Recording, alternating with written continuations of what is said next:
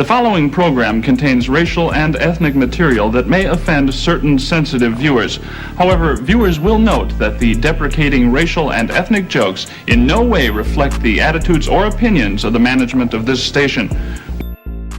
But he took us around, and he actually decided to upload the footage. I think this is actually, by the font, it looks like he's copy-pasted Yobel's footage and put it here. Maybe. But anyway. Yeah, it would be second-class citizens, yeah.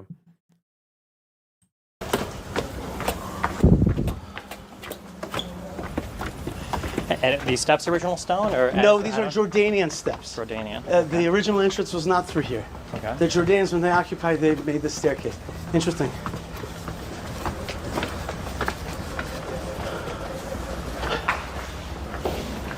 Didn't make it into the title.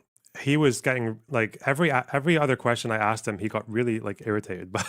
Because I would ask him things like, I would be like, listen, okay, I know you say that you can't make peace with the Arabs, and that's why it's dangerous to give them a state and all that. Like, I get what you're saying, but, like, if you could give this up for peace, would you do it? And he just wouldn't answer the question. So I keep on trying to rephrase this question because I feel like he's just not getting it. But, like, because some people are immune to hypotheticals, but no, this guy just did not want to answer the question. Yeah.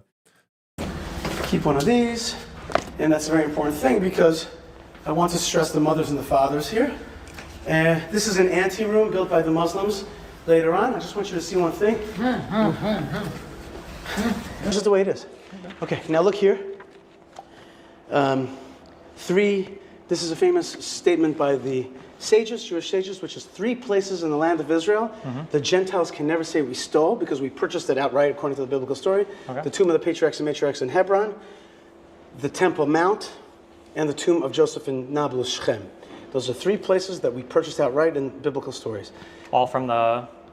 Well, and the first one was the Hittites, the second one, the temple. Can you guess why he's throwing that fact in? Was from the Jebusites, okay. And from the third one was from the city of the people of the city of Shechem. It's all in the Bible. Okay. But the reason that's important is that those 3 places are some of the most contentious: Hebron, Temple Mount, Tomb of Shechem. So it's funny is we understand it as being a place that we purchased, and yet there's still a great fight over our rights. Now as we.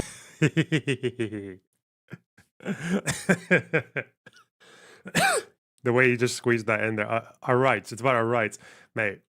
How many... It's just like the rules here are so funny. Like, imagine... It makes me wonder what the rest of the world would look like if people started trying to reclaim land based on purchases that were made 2,000 years ago. Like, it's such an obscene... It's such an obscene standard, but anyway. We enter here, we're entering into the building, the 2,000-year-old building proper.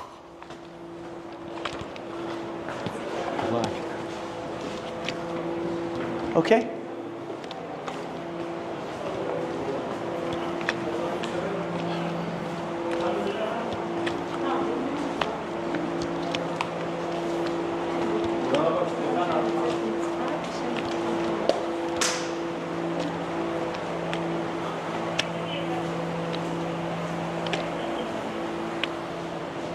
Yes, you have no connection to Abraham stuff? Are your parents Muslim? My dad's Maronite. Oh, Maronite. That's Maronite Christian. That's right. Yeah. The people up there, those are religious studies, or? Yeah. Okay. Torah. People study Torah. There's tons and tons of Torah to study. Okay, let's just look down at this floor. This floor is original Herodian floor. This is a 2,000-year-old floor that's been walked on every day in honor of the forefathers and mothers. It has not been broken. This is the original floor of the building. That's pretty amazing. Some of these stones are many tons. Okay, and behind us is the marker for the tomb of Abraham. Marker for the tomb of Abraham. Why I say marker? Because the tombs of the forefathers and mothers are below the building. Okay. They're below the building. This building was established as a mausoleum. I believe when they were looking for this tomb, they literally tied a little girl. They tied a piece of rope around a little girl and just lowered her in because no one else could fit in the hole. There's a whole thing on the wall about that. A place to honor the forefathers and mothers. When Herod established it, he put these markers to mark Abraham. Okay. But you should ask me a question. You told me that it was forefathers and mothers, right? So come this way. Ooh.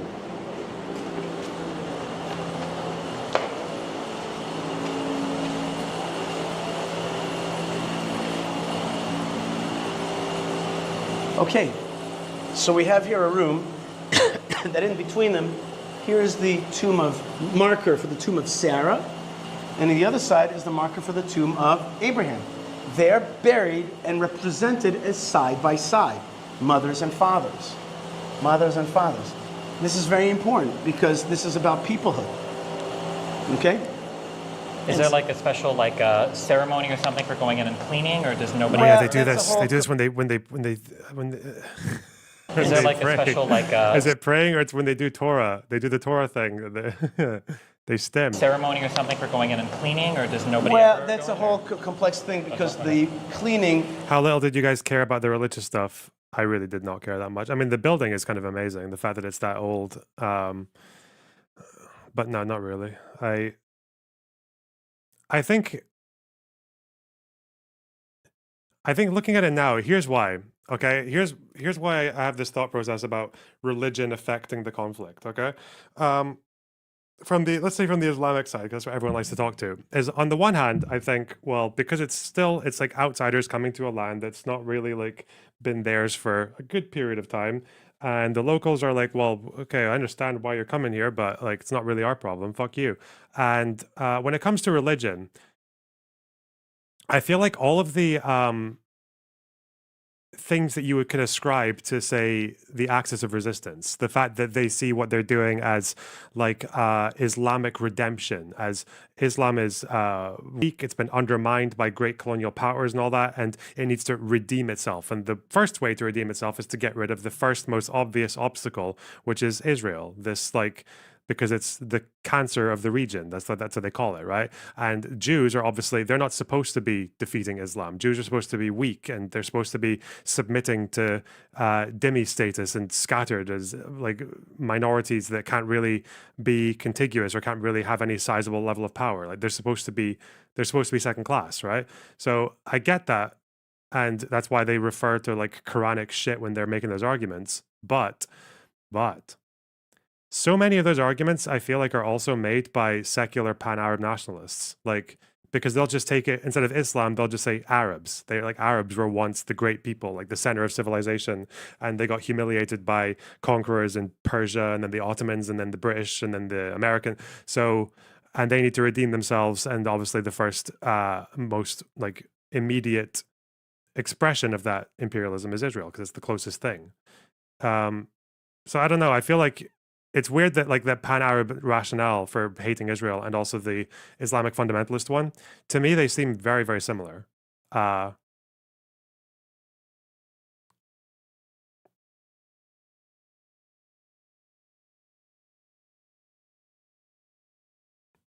Apart from maybe like, but even suicide bombing, because depending on the time, suicide bombing is often seen as as an affront to Islam. It's not actually generally been supported by Muslims. Like that's like a recent thing. I don't know. Is controlled actually by the Muslim Waqf, and they don't do such a great job of cleaning it, but they control the inner rooms, and we control these rooms, and then 10 days a year, they get full control of the site, 10 days a year, we get full control of the site, and so there's like a kind of deal that's been worked out. Over here This will be with Israel and Jordan, right? The Waqf, is that what they're talking about? is the doors that lead to the tomb of Isaac and Rebekah, which are on the other side, on the Muslim side. Okay. Okay, The so- tombs or the markers? The markers. All the tombs are underneath All the of them building. are, Okay? But this room is very meaningful to people because it's Abraham and Sarah. So when you bring here Christians, it's like, wow, Father Abraham, this is a big deal. You bring Muslims here, Father Abraham is a big deal. Okay? So really for billions of people around the world, Abraham, when I bring, majority of people that I bring, whoever they are, they're like, wow, that they get to be close to the story of Abraham. Okay? Like your father, he may be wowed if he showed up here. Yeah. Sorry, I don't know if his parents know he's here yet. No, they do. I'm saying if you would say, yeah. I got to be. What about your parents? Would they care? Oh, is my mic not? I don't have my maybe. mic on for this. Why did I not Are they do that? Catholic? Yeah, my mom she has Alzheimer's disease now, so I'm not sure how much she would care. My dad follows my mom, Okay. so I'm not sure, yeah. What does the sign here say? It says for women. You know, usually in prayer time we separate between men and women. Okay. That's the main separation is in prayer time. Okay. Okay. Come this way.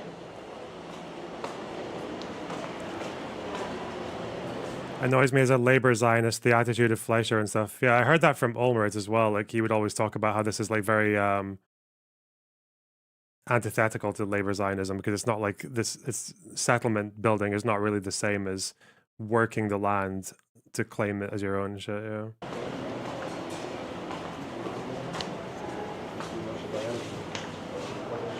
Okay, just to give you a sense, this is what the original building looked like.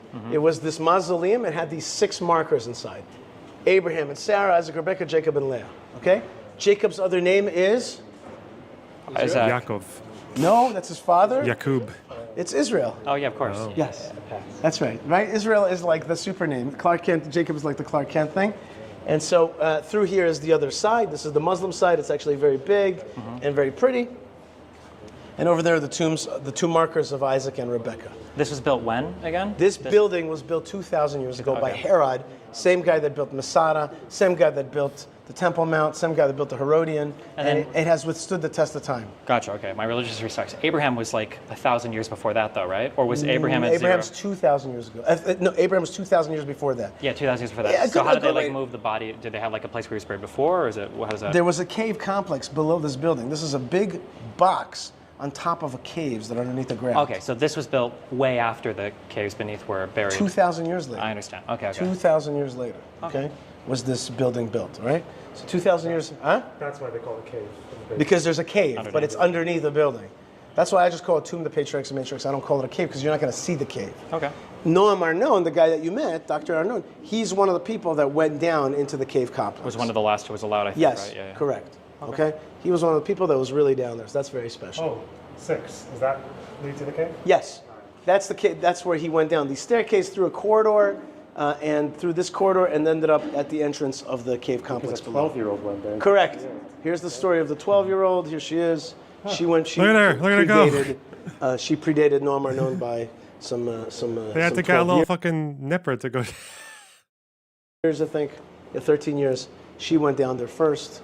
Moshe Dayan sent her down there. All right. Is there anything ornamental down in the? Yes, there is. Down there. Okay. The guide seemed to be picking on you. What's your religion? Oh, because he found out I was Maronite. Israelis are really in awe of Maronites because they think that's like their Lebanese fucking brothers who will redeem, who will save them from fucking Islam and shit. I don't know, some shit. I don't know what it is. It was the Israeli right wingers are really fascinated by Maronite Lebanese people. There is. Come. It's also maybe in part just because they don't meet them that often. But no, there's definitely an agenda there for sure.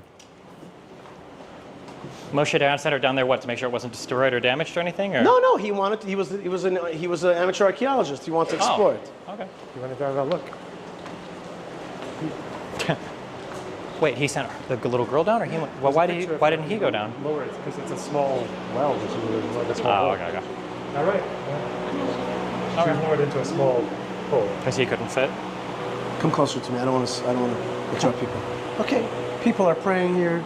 That's what they do. They come here to pray. They come here to connect. Again, this is a religious site, but it can be seen as a secular site because it's really about Jewish peoplehood. Okay. So you could, if if you're just a group that wants to understand where we're from, who our forefathers and mothers are, you could do that here. You have here the tomb of Leah, the marker of the tomb of Leah, and across from her, Jacob, the original Israel. This is the original Israel. Is Jacob the son of Abraham, or the son of Isaac? Abraham, Isaac, and Jacob. Abraham, Isaac, and Jacob. Okay. And do all the right-wing Maronites are very marginal in Lebanese society. Again, I don't really know if it's the same as Palestine, but the way I hear people talk about, again, this is completely just from anecdotal experience. The way people talk about left and right in Lebanon, again, it just seems like it just depends on how you view Israel. Because you can be a Maronite and you can be celebrating when Nasrallah dies, and you can hate Hezbollah and all that shit, but you can still hate Israel. And I don't know if you'd be considered right-wing for that position. Yeah. Tribes come from those three? Or all the tribes come from Jacob. Jacob. Okay, he had 12 sons. Okay. And that's the 12 tribes. Okay. Gotcha. Just one kind of point, which is maybe a little more esoteric. If you went today to Dubai or Abu Dhabi or Saudi Arabia, and you would see the tombs of some of the founding tribesmen, they're very, very ornate. Mm-hmm. This room needs a fixer-upper. And the reason is because of the lack of full clarity and control, it's fallen between the cracks, And yes, millions of people visit here, but it's not because the Waqf controls this and the army controls that, and it's in the middle, and therefore we do not have the full beautification that it needs to be, that the people of Israel deserve, and really anybody who loves Jacob or Abraham. When I speak to Arabs, I oftentimes say to them, let us take this building and beautify it together for our joint father Abraham, a shared father Abraham. Let's beautify it. Christians love it, Muslims love it. Let's beautify the tomb of Abraham. It's important. So when he says this, his whole theory is that if he wants to integrate more Palestinian Muslims into Israeli society, he doesn't want them to become citizens. That's the difference. They say no. They don't say no. Who said they said no? But they Well, it say. hasn't happened yet, so I assume something. Well, yeah, because in practice they say no because what are they going to now support the Jewish settlement in Hebron? You know? Normalize Sure. it. Okay. Okay, but and I always say to them, let's forget all that. Let's take something that we can share. As I like to say to Christians as well, I like to say, Forget let's about agree. it. Again, it's like he wants to claim this land. He's like, all right, let's forget about that. Just make the tomb look nice. To agree. Let's agree to agree. Don't steal that line without crediting me, darn it. Okay? Let's agree to agree. Okay. Which is like, let's find the things that we do agree on and move that forward. Yeah. Do you think Hebron will eventually be fully handed over to the Palestinians? Probably not, because I don't think Palestinians would ever not in the near future. It'd be the same thing as the Temple Mount, right? I don't think they would want Israelis going there. Maybe it's different. Like I know for the wall, a lot of Palestinians have this thing where they're like, we don't want Jews going to pray at the wall. Like, they don't like that. I don't know why. They don't like it. Even as visitors.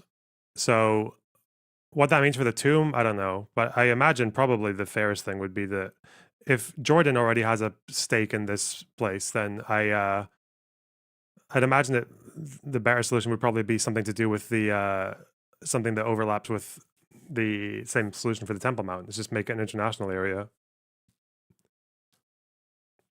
But then that also means you need to have like security presence of multiple different fucking countries. So, yeah, who knows, eh? Or just give it up. Who gives a fuck? Fuck. As opposed to constantly fixating on the things that we disagree on. That's, I think, part of the Abraham Accords, which is, okay, there's this Palestinian issue, let's skirt it. Let's go around, let's deal with things that we can bring forward. Okay, you can come closer, come look. We're doing a thing.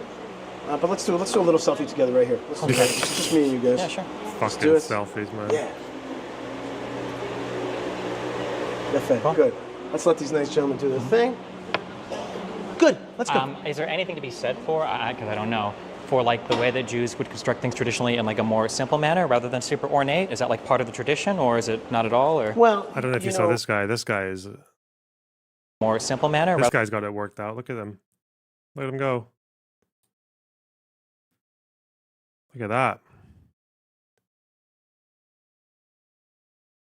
I don't know what rank of the religion you call this one. Oh, God.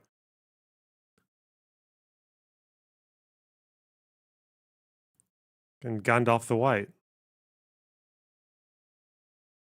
Rather than super Gandalf the ornate? Is that Blonde. like part of the tradition, or is it not at all? Or Well, like, for example, in Catholic churches, there's... I've seen tremendous. yeah, we don't like that stuff. Yeah. We So like is to there keep it is there like- anything to be said for just cleaning this up and leaving it as is, or do you think there should be some kind of redesign? It should or- be beautiful, but we want to focus on God. humble. Okay. Yeah, and not the material. Okay. And certainly we don't have idols. You know what? I just realized this guy has a purpose, okay? Is there anything to be rather than super ornate? Is that like part of Look at the way he looks up. for like the way that Jews would construct things traditionally in like a Right. more simple manner rather than super? This guy is Special Forces. That's who he is. Okay, he's deaf. He's a cop. That's okay. I get it now. He's Special Forces. Okay, he's Hamas Special Forces. That's who he is. Okay, that's why he's in this area. Wants to see what people are up to. I understand now. This is like Fauda, but for Hamas. He's not Mossad. No, like why would he dress up as a Jew if he's fucking Mossad? He's Hamas, okay? This guy is a Hamas Special Forces officer, okay? He's just snooping. Making sure everything's in line. Super ornate? Is that like part of the tradition, or is it not at all? Or Well, like, for example, in Catholic churches, there's I've seen yeah, tremendous. yeah, we don't like that stuff. Yeah. We So like is to there keep it is there like- anything to be said for just cleaning this up and leaving it as is, or do you think there should be some kind of redesign? It should be beautiful, but very. We want to focus on God. Humble. Okay. Yeah, and not the material. Okay. And certainly we don't have idols, because we think idols are idolatry. Okay. Catholics don't either. Right. Well, whatever. You know what I mean? Whatever. I'm I'm not here to diss Catholics. Yeah. The truth of the matter is, I have some wonderful. I have actually a very dear friend of mine who's a Catholic. He's a Dominican monk. Was he saying Catholics do have idolatry or they don't like idolatry? I thought Protestants, like Irish Protestants, used to shit on Catholics for idolatry. Huh? It's like Ian Paisley rambling about the cracker. About the wafer. This wafer is round. It represents Babylonian idolatry. Protestants always say we idolize Mary too much. I've heard that one a lot. So. Well, when we visit, churches, we feel like there's idolatry there, and the Muslims take it even more. They're totally intense about, not having anything that even not even a picture. Oh, you can't. Oh, yeah, true. They're really, really intense about that. I've learned all about that. Okay, we're gonna go now, but I just wanted you to come here and see it for yourself. Yeah. Cool. Sometimes this site is packed. Today it's calm, but it's a very special site. This is also, I think I'm about to ask him.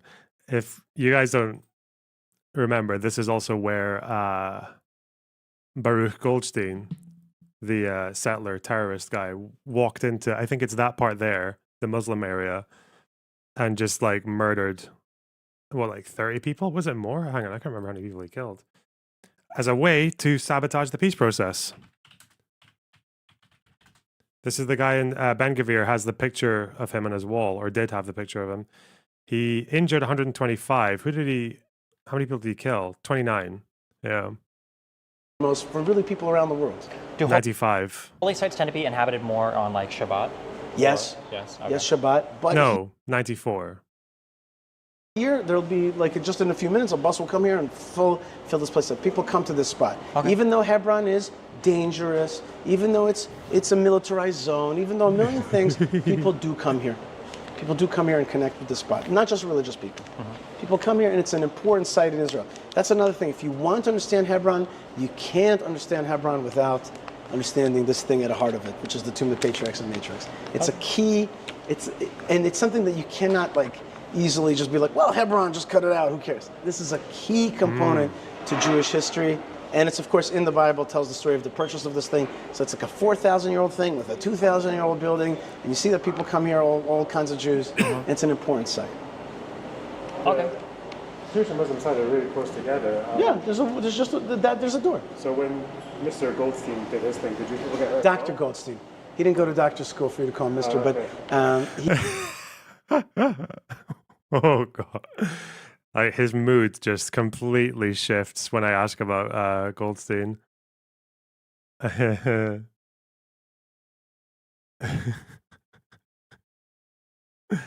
Oh, shit. he was, you have to understand what the situation there was. And I'm in no way am I justifying his act. We completely abhor that act and have no justification for it. That being said, to understand the milieu of what was happening there, there was tremendous terrorism. He was a known doctor who had treated Arabs and Jews and was a really kind of famous doctor around here. But there was a lot of terrorism. A lot of his friends died in his hands. And the army told him that on Purim of that year, there's going to be a massacre, get more beds ready. And he snapped or whatever happened there, and he shot up these Muslim. No, this is, again, because he was I don't doubt that he treated Arabs, but he was pretty extreme before the killing, no? He was, how long had he, wait, hang on. How long had he been in Israel before he did because he came from America, wasn't he? He was American-Israeli. How long had he been in Israel before he did the killing? Before he did the massacre? Baruch Goldstein. In 83. Right, he'd been there for about 10 years. Oh, wait. Is this true? Is there a citation for this? Is this true? Did Yishai wait, I don't want to go get this from Wikipedia. Hang on. Did Goldstein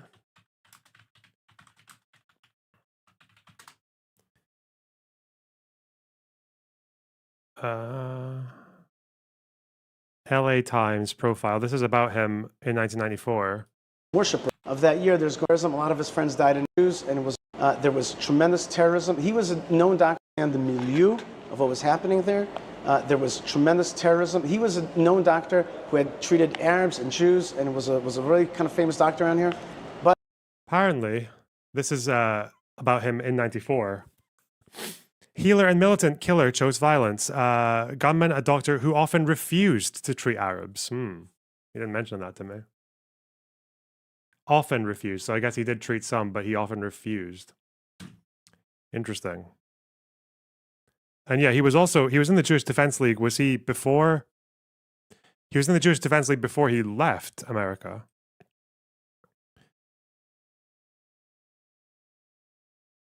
He was a Kahanist. So yeah, this idea that the terrorism like radicalized them, the terrorism might have flipped him to make the decision, but like he was always extreme. The guy always had that seed in him before he even arrived in Israel.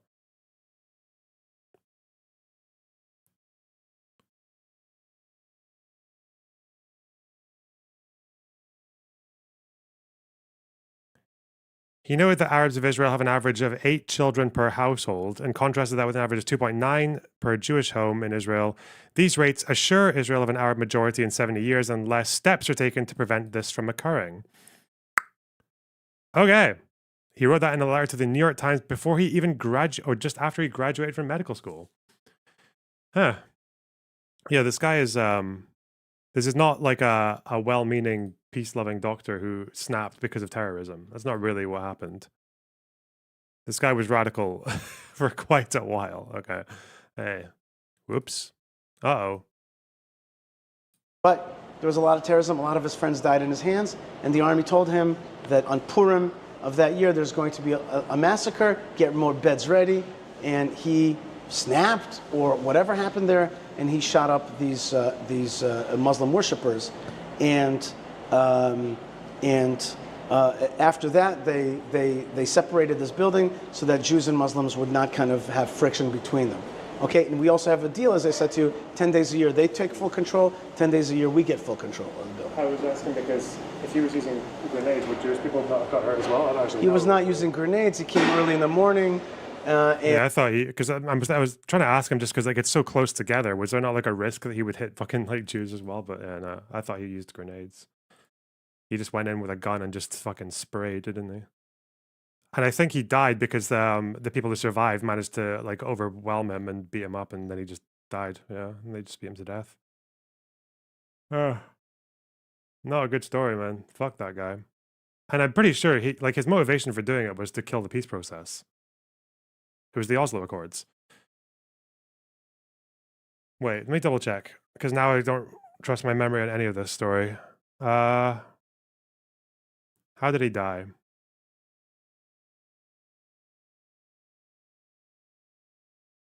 Yeah, he was overpowered by the survivors. And at the very early prayer, he So he was died using there. his gun. But I just want to tell you something about that, which is the Goldstein incident is regrettable. But I want you to know that what we also regret is that Hebron has a humongous history before Goldstein and an important history after Goldstein, and therefore we a little bit resent sometimes that it always gets painted with that brush. We are armed, we live with Arabs all the time, and yet this doesn't happen. And this is a a one-time incident. We do not encourage that kind of act or You thinking. should have asked Yishai who killed Rabin. Now I know Mordecai Kedar has a theory about someone else killing Rabin, but not Yishai. And it happened, and there's no way to deny that. And I can talk about it, but it's important for us to just say, look, that's an event, but it can't paint the whole history of this place. This is like the whole, for like, again, how long was I with him before I asked him this question? It's like everything has to be part of the narrative, everything has to be understood as how it weaves into the narrative. It's like you can never just talk about a thing as it happened, especially for someone as ideological as Mr. Fleischer.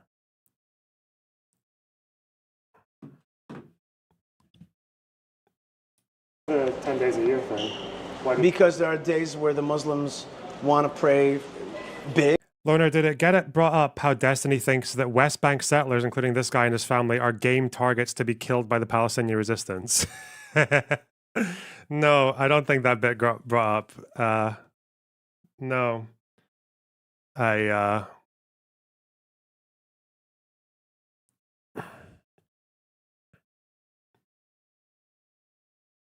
The way I would phrase it is that that still under international law, like a settler is still a civilian, that you're not supposed to kill someone just because they're a settler. But the argument is that especially if you're like a land grabber settler, like if that's your goal, then it's like you're just gonna it's a lot more understandable if they get fucking if something bad happens. It's like, what are you expecting, with what you're doing? But no, generally you don't bring those things up in a country where security is tense. Big on the Eids, on the holidays, on the festivals, and on the 4 Fridays of Ramadan. And especially not in front of this Mossad agent here, okay? We know. is that we have tens of thousands. Would you consider a land grabber settler to be a civilian? Depends what you mean by land grabber. So if you go there and you like build an outpost, that's still a civilian, unfortunately. There's a civilian who's breaking the law, and there's a civilian who, like, I wouldn't oppose someone with a gun coming up to them and telling them to fuck off, right? Because I see it as like defending, it's kind of like similar to the property defense principle. But if you're talking about, but then obviously if you talk about the ones who go and burn down fields and block roads and all that, well, that's just like violence. Like they're just being violent, and and then they're fair game for whatever. Thousands of people that come here and connect to this place. When you say the Waqf, that's the same one that the Jordanian one. That It's not a administers to Jordanian Waqf, it's a local Hebron Waqf. Oh, so Waqf is a general. Waqf means holy trust. Okay, okay. Yeah. So the Waqf that does the Al-Aqsa compound, the Temple Mount, is They're different than the Jordanians. Waqf. Yeah. Okay, I understand. They're Okay. like a different branch. Do the people here, are they nominated by the H1 Muslims? They're the ones that. I don't know who nominates. You know, oh, okay. I just don't know how it works. Okay, okay. Just curious.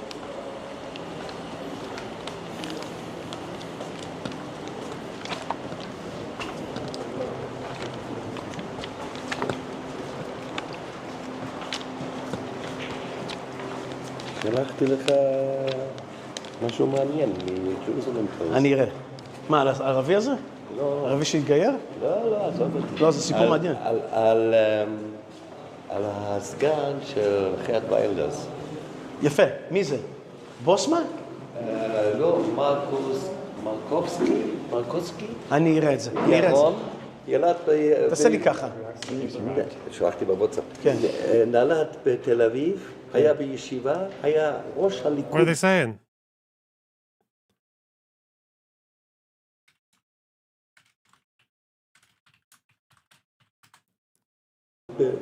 בהולנד, וואו. ועכשיו הוא סגן. מה אתה אומר? זה חשוב מאוד. וכנראה הופך להיות סגן ראש ממשלת הולנד.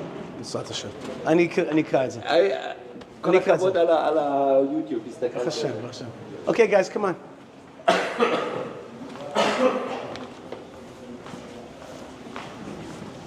כמה מעלות יש פה היום? The secret about me? What I do? נפתח את זה, לא יודע מה זה. What happened?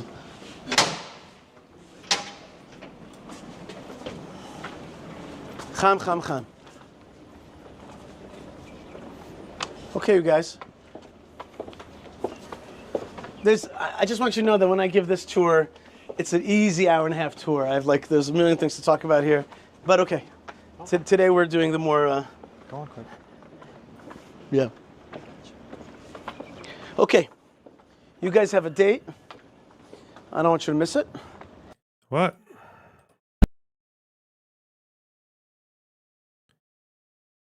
You're asking my opinion about settlers, baby settlers. What, like, where is it? God, remember when Ethan was bald? Wasn't even that long ago.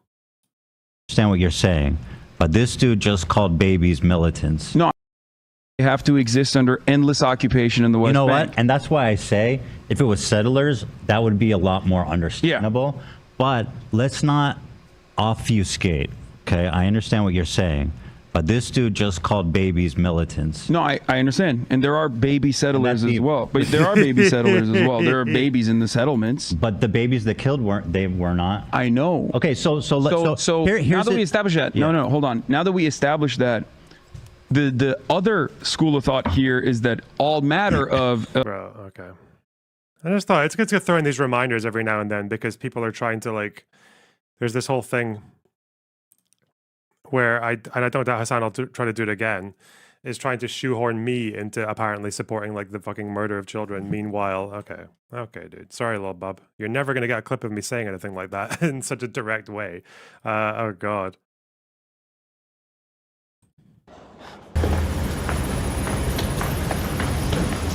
Is it common for Jews to make like pilgrimage to any of these types of things, or is it Yes. local Jews? No. People from all over the country come. People from all over. This is a Sephardic tradition to keep these things. You're supposed to, make a blessing and smell it. It's a Sephardic tradition. Okay. I'm not Sephardic, so.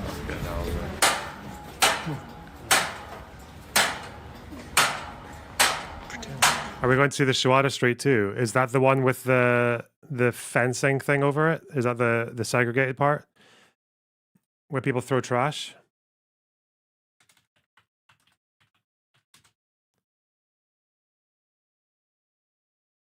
The apartheid street, right?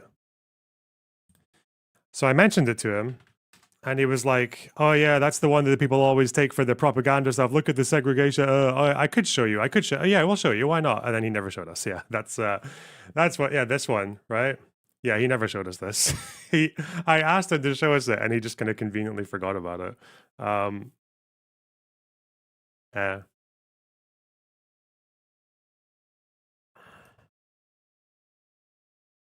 The thing about H2 as well, though, is like it's so H2 is the Jewish one, right? The thing about it is it's so dead. They were talking about how much they're vitalizing the place and everything, but it's dead. There's some Arabs who live there as well as Jews, but nothing happens there. It was just really, really quiet. It wasn't like a Shabbat or a prayer day or anything. It was just dead. Which is probably, I guess, what happens when you try to like artificially vitalize a place that's actually kind of like militarily and politically very contentious. Did you see any acts of oppression? Like, what do you mean? I mean, I saw the wall and I saw the checkpoints and I saw the fact that they have to store their water up on the fucking the roof of their buildings because of the limited access. I saw all that. Or do you mean like a guard like being mean to someone? No, didn't see that.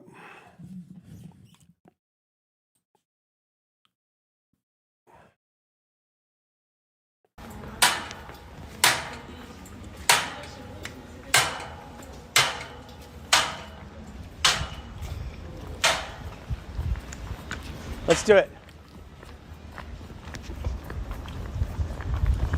Were there ever any like famous battles that occurred at any of these large sites? Fighting for... Did you see any punking or spitting on? No. I think most... So, I don't know if I got this on camera, but there was one guy I was talking to when I was asking about like the occupation, like what does it mean and like what is it like? It's not really this thing that you expect, because obviously what we see people getting the shit beaten out of them. We see people getting killed. We see like fires being started and gunfights and all that. For most people, that's not really the experience. The experience is more like, it's more like you're walking for hours. You're walking for hours and it's raining like very, very lightly. Like you can barely feel it. It's just raining slightly and you don't notice it at all. But then by the time you get in, you realize that you're soaked. Like that. It's like that, it's like I think for most Palestinians, that's like the general experience. It's like a build up, like just a very all encompassing, what do you call it? What's the word? Ubiquitous. It's just like a ubiquitous humiliation and it's actually just being surrounded all the time by we'll call them microaggressions, because micro is too small. They're like mini aggressions. Yeah. We fought, the Maccabees fought here. Okay. Here in Hebron. The Bar Kokhba revolt happened here before that. And of course, the famous story of the liberation of this building is that when the Jews came here in 1967 with the army, then they were waving white flags, the Hebron Arabs, because they thought that we were going to do to them what they did to us in 29. So they were all waving white flags and waiting for us to do the same, but we didn't. Guys, Bar Kokhba also hid here, he fought here, everybody fought here. Hebron is like, Joshua fought here. Listen, I gotta get my pistol. You guys go to our white car and we'll go. Okay. Sounds good? You gotta get your what, bub?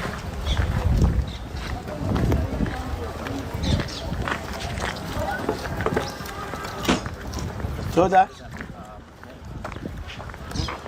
The car manufacturer. What is the S mean? That's like the S we would draw in school. Superman. From 1 to 10, how fast has Trump gone to let Israel annex the West Bank? I don't know if you guys know, but Israel has already annexed parts of the West Bank. It's not like a binary between you annex the West Bank or it's not annexed. Like, what Israel's going to do and what they have done and what they have signal intent to do is they want to annex parts of the West Bank that are basically like, they'll start with ones that are never going back anyway. And then it's going to be parts of Area C. And then it's going to be like, yeah, it's like piecemeal. And that's already happening. It's not like it's going to happen. It's already happening, motherfucker. Like, fuck. Wait, did you draw the S's in Canada? Did you draw the S's in Scotland? Yeah, of course it did, yeah. Well, Dubai, so, yeah. Maybe. We also we called them chip chops. I think that we The what? telling things. Oh, yes. Pick a number? Yeah. Pick a color? Wait, what'd you call them? Chip chops. Chip chops. That's how we did arranged marriages in the U.S. There you go. Is that the lady's great-grandfather? With the hat? Oh, him. Oh, okay. Where's our driver? You redeemed Good yourself. question.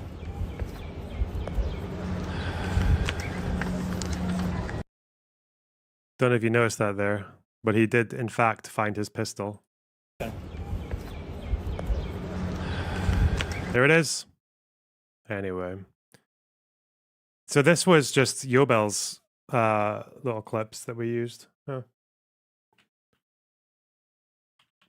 So yeah, that's Yishai Fleischer. He is probably the most...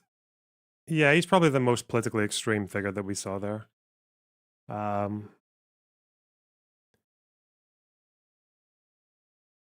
It was definitely worth asking him about Goldstein.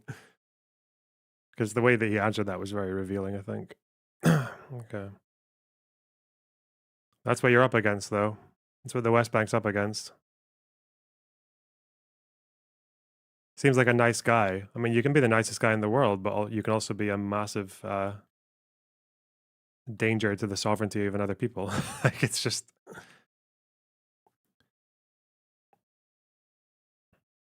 Dr. Goldstein log up. True. Facts.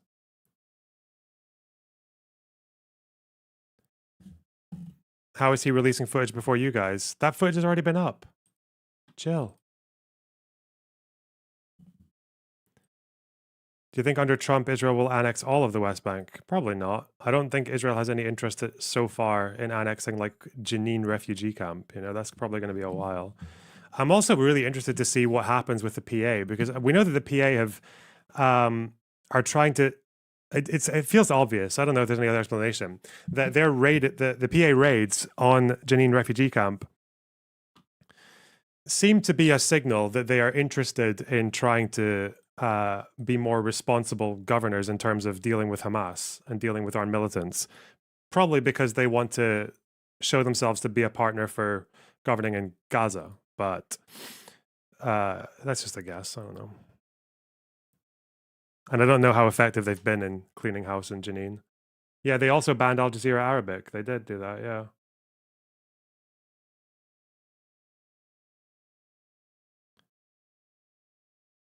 Although, to be fair, Al Jazeera Arabic is quite mental. It's very, very insane.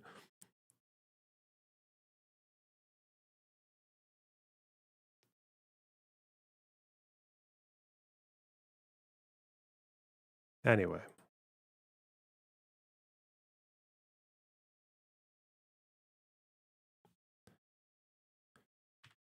They have a Hamas footage segment. I mean, Hamas's friendship with Al Jazeera Arabic is like, it's not a secret. Like, they're open about that. Okay. You thought they denied it? Oh, did they? Let's see. PA Al Jazeera Arabic. Al Jazeera can. No. Al Jazeera condemns Fatah campaign against it in West Bank. Fatah has banned Al Jazeera from reporting from the Jenin governorate. Is it just from Jenin? Ah. Controls the PA announced a ban on the operations of Al Jazeera in the Jenin governorate due to its coverage of continuing raids by PA security forces on Palestinian fighters in Jenin. The network has been remains a platform for the opinion and the other opinion of professional and credible coverage. It's maintained its professionalism throughout cover. Okay. Yeah, that's right. Yeah. Yeah, they did do that. Yeah.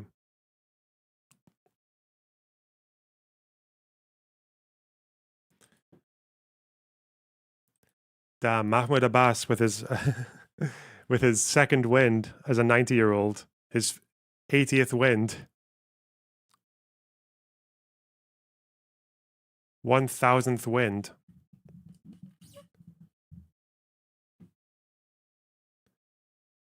Photos of a young Al-Jolani. Good one. Not bad. Not bad at all.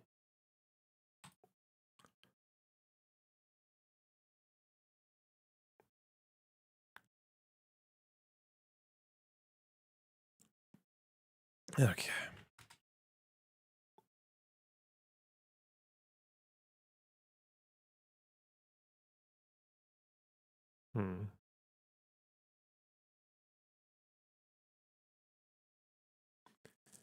Look up the big news from Lebanon this week. No! We're only doing a bit of news, okay? Okay.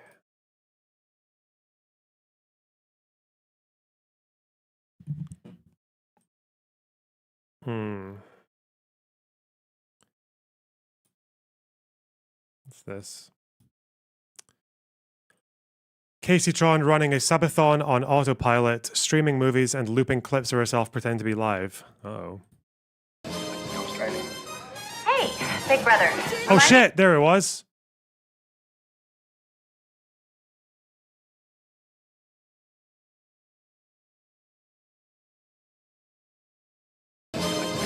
Look.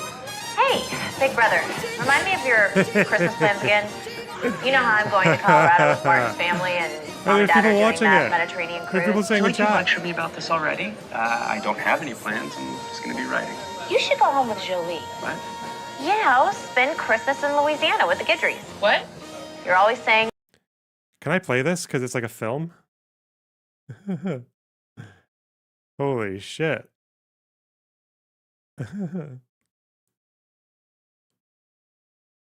what's the point? Did you read the New York Times piece on Israel's high tolerance of collateral damage after October 7th? Yeah, I did. It's just, is that news? Like, I thought we knew that. We knew that a long time ago, didn't we? I thought that's already been known. I mean, it's cool that the New York Times does it as well because they're generally seen as more credible than, who do you call it? 972. And they interviewed a lot of people for it. But yeah. It's not surprising. It's like their entire military objective is different from what it's been in the past. And also they were fucking very angry after October 7th. Yeah. Where's the... I spoke about it, no? Because Mehdi... Bah!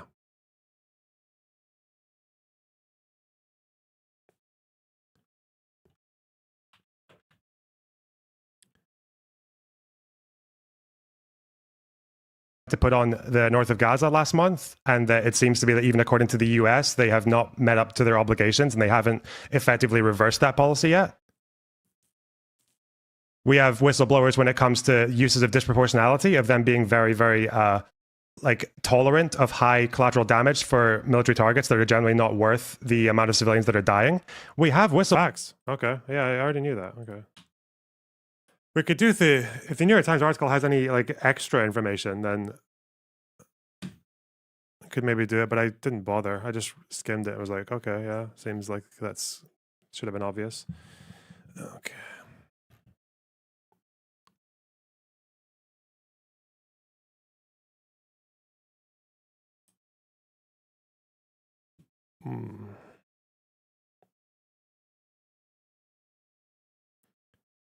Right.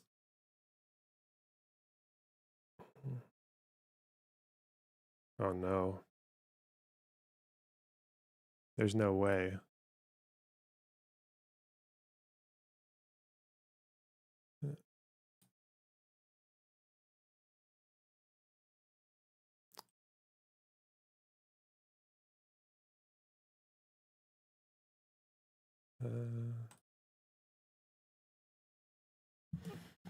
The New York Times piece did say that sometimes the IDF was willing to endanger over 100 civilians to go after military targets. Yeah, that's quite wacky. That is it'd be very hard to find a scenario where that many civilians is justified, because most of these Israeli strikes, even the ones with 2,000-pound bombs, like you see the reporting on the strikes, it's like 80 dead maybe, or 70 or 60. Like 100 plus is just, yeah, what the fuck? No, it's not for random operatives. I know. They said for 100 people, it was like high-level targets, but again, it's not even like if you're going to talk about 100 civilians, it wouldn't just be a fucking high-level figure, right? It would be a high-level figure, probably a bunch of soldiers around them, probably like infrastructure. It would have to be a whole bunch of things to justify 100 people, right? Like, fuck me. It can't just be one commander hanging out at the market surrounded by 100 civilians. Okay, there's no, like, that would be insane. That would be so illegal.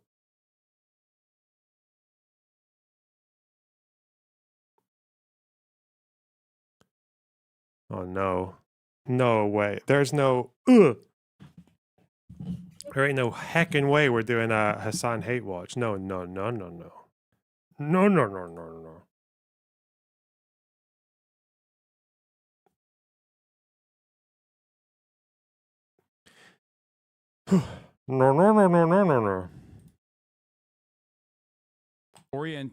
Hey, why is he too quiet? Orientate. Hey.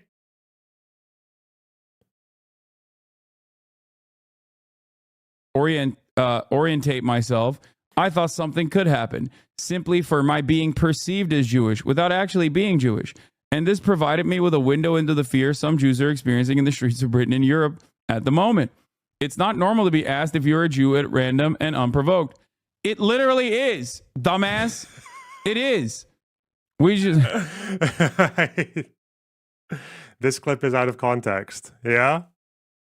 Show me the context, Hamid. You know what? Let's go find the context. December 15th. Okay, so it's either streamed on the 14th or the 15th. Okay. Hamid, admit that Hasan would never do this for me right now or get banned. We're just doing a good faith test, okay? And we're upping the standards.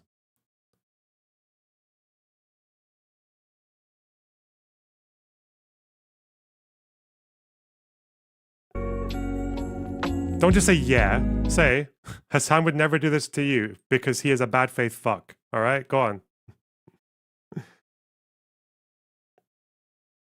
All right, all videos. How are we going to find it?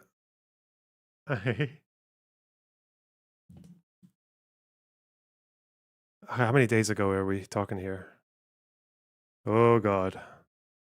12 days ago. Okay, let's try 12 and 13 days ago. Oh, there's a stream title, isn't there? Is there? No, there's not, because it's covered by the... Oh, dear.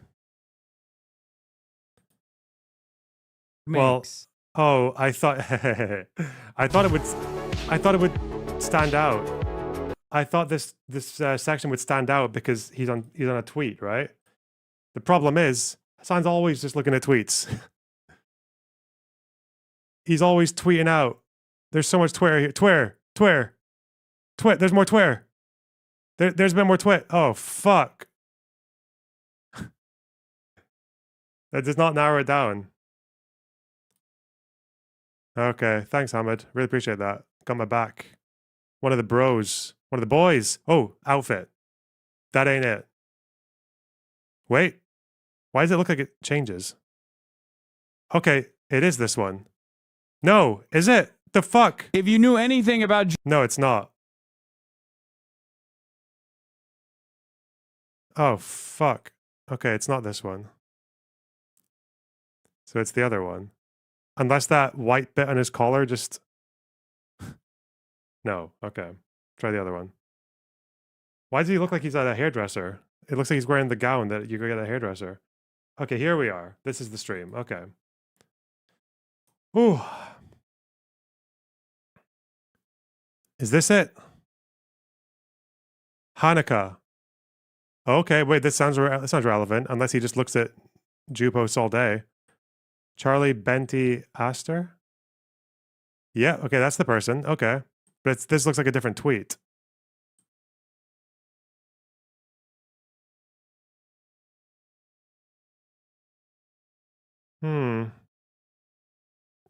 So the next one.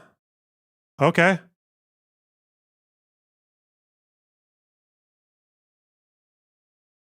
Huh. Victim. Okay, it's this. Okay. The people just straight up posting planes that are flying. Zoom in. Luckily, we can't see it. So. Okay. Come on.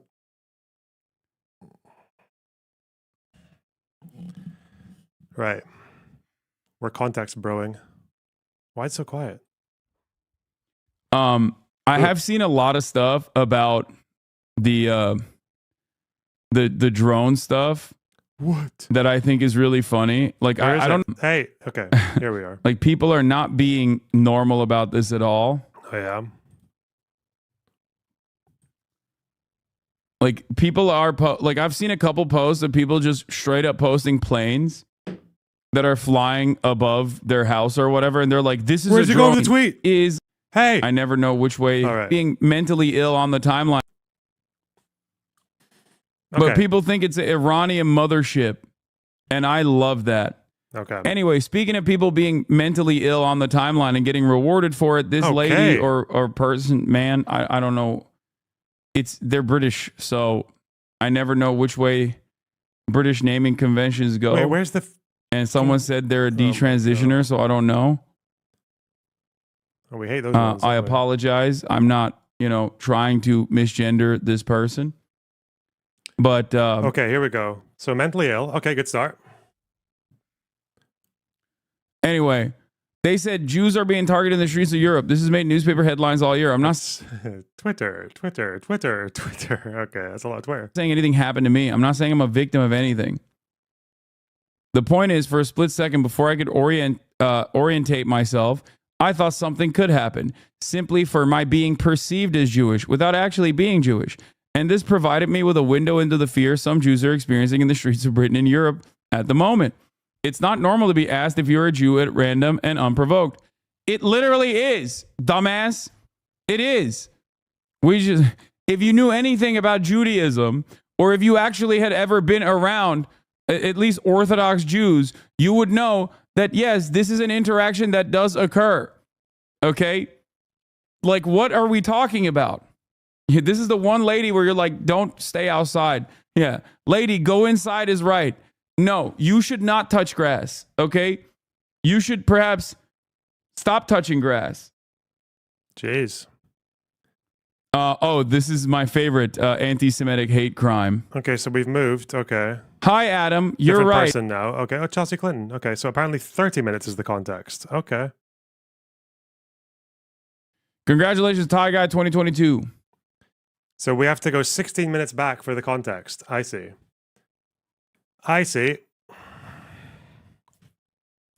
This better be good. Anyway. This better be. Trump seems to think in 14 minutes, I'm going to say some dumb shit for a laugh and see if it gets clipped. Okay. Here we go. Drones are actually McDonald's delivery drones that are delivering drones to Chris Christie. They're delivering McDonald's to Chris Christie. Girl, the boycott is what I say.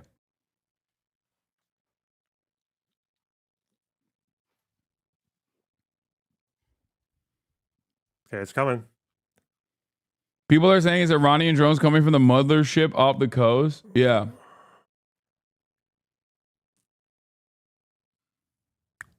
It's soon. I'm waiting. What is this? This is incredible. British Christian lady meets Chabadniks for the first time and thinks she's the victim of an anti-Semitic hate crime. I was walking around London last night when someone called out of the dark at me, "Are you Jew?" I froze and turned around. It was two schoolgirls. They asked again if I was a Jew. They had something in their hands. I panicked and said no. I was expecting them to launch into an angry Palestine rant and thrust a pamphlet material at me. It turns out they were handing out candles for Hanukkah. I'm not Jewish, but I shan't forget the volt of panic I felt in that moment where I realized I was being viewed as a Jew and not knowing if things would end well or badly because of it. I cannot imagine what actual Jews in London or Europe are going through at the moment.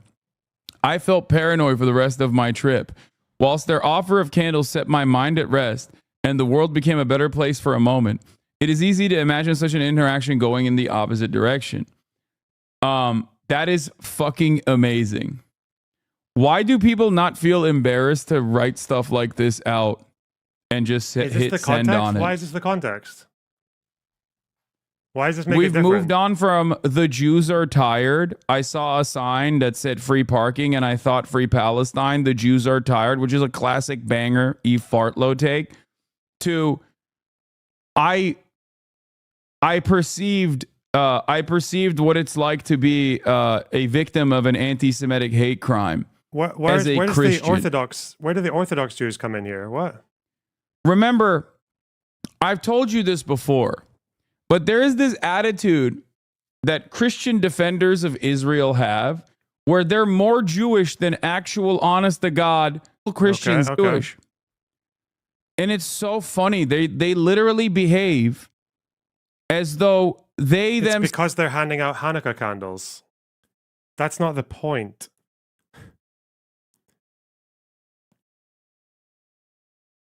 That's not the point. The point is that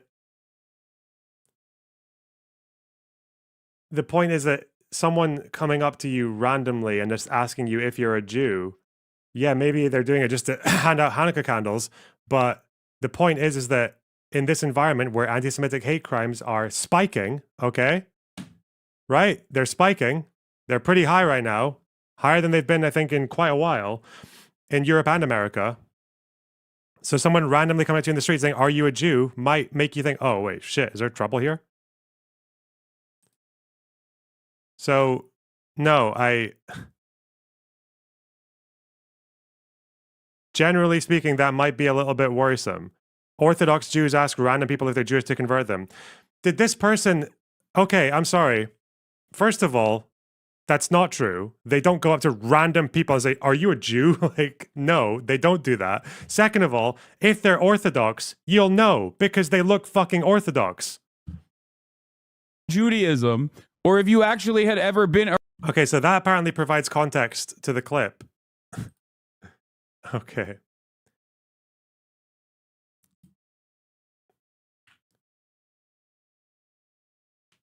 Again, you all understand, sorry, Hamed, you and all of Hasan's community understands this, okay? You're just pretending not to. I'm a Christian, okay, with an Arab name.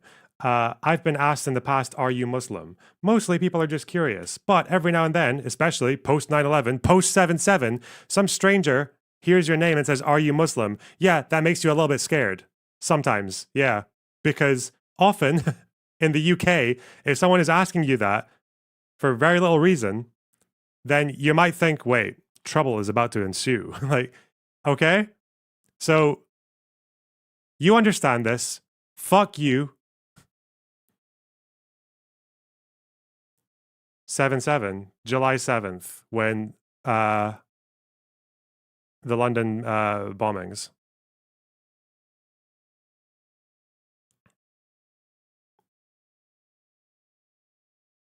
All right, so that's the context. Gotcha. My being perceived as Jewish. Fucking volume. Whoa. Orientate myself. I thought something could happen simply for my being perceived as Jewish without actually being Jewish. And this provided me with a window into the fear some Jews are experiencing in the streets of Britain and Europe at the moment. It's not normal to be asked if you're a Jew at random and unprovoked. It literally is, dumbass. It is. If you knew anything about Judaism, or if you actually had ever been around, at least Orthodox. It's such a red flag now when people say Judaism. Like, when people talk, it's like when people talk about Israel, they're like, "Oh, Israel does. Why are they doing what they're doing in the name of Judaism?" It's like, bro, that's not about the. It's such a self-report that you have no fucking idea about any of this. When you say like, "Oh, why does Israel do what they do in the name of Judaism?" It's like that's not what it's about. It's not about the religion of Judaism. Again, most of the early Zionists, the initial Zionists up to 48 and even up to the 60s, they were atheists or they were agnostic. They were not religious Jews. Okay. Fuck me. Jews, you would know that, yes, this is an interaction that does occur. Okay? Yeah. Like, what are we talking about? How? This is the one lady where you're like, don't stay outside. Yeah. Lady, go inside is right. No, you should not touch grass. I'm going to say the context does not save this in the slightest. It's just Hasan being an obtuse piece of shit because he's probably, I imagine this person is probably right-leaning. Yeah, Telegraph. Yeah, this person's right-leaning. And because she's right-leaning, like, we have to just discount everything that we have to combat everything that she says. Yeah, that's all it is. Yeah. It's apparently it's normal to just go up to someone and say, "Are you a Jew?" in the street. Bro, no, it fucking isn't. And if you're going to say that, oh, Orthodox Jews do that so they can convert someone, mate, Orthodox Jews, you know that they're Jewish. Like, you can tell why they're asking you. There's no mystery about why they're asking you if they are, which I don't think they do very often. I don't think Orthodox Jews typically go up to people and say, "Are you Jewish?" at random. In the fucking UK of all places. Shut up. It's like there was a whole thing about this. When Louis Theroux was meeting the neo-Nazis. Where is it?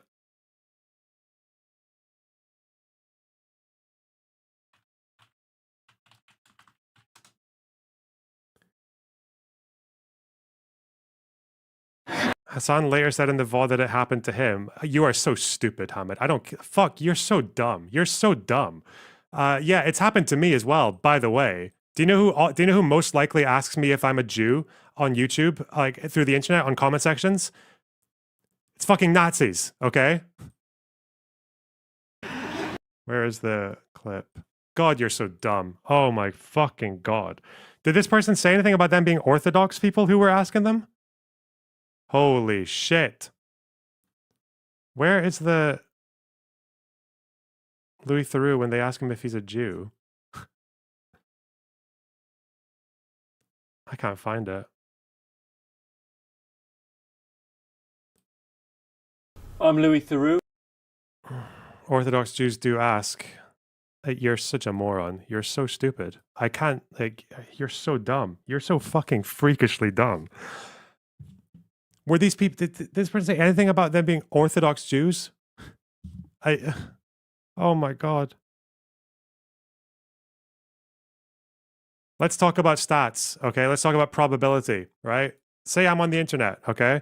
99% of the time, if someone asks me if I'm a Jew, it's because they're a Nazi, right? That's how that goes.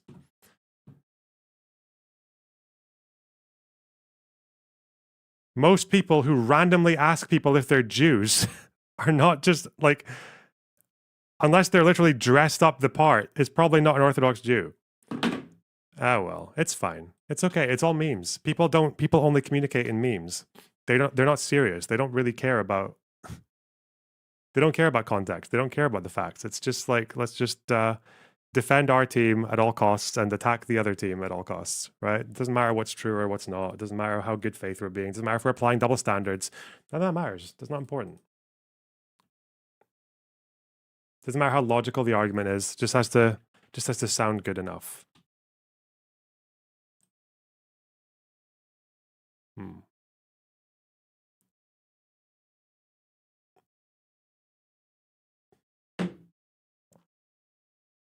It's so ironic that Fuentes agrees with Hasan here. What, because Fuentes is the kind of person who would ask someone if they're Jewish randomly. Yeah, with no prompt. Yeah, he would do that. Yeah.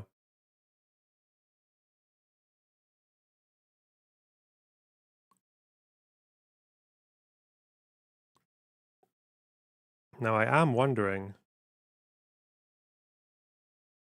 He did.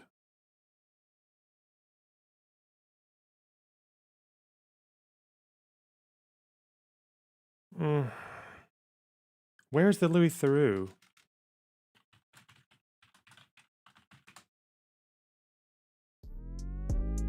The ultra-Zionists? No. Racism in South Africa. Pastor, the Boer leader. KK. Where? Does anyone know?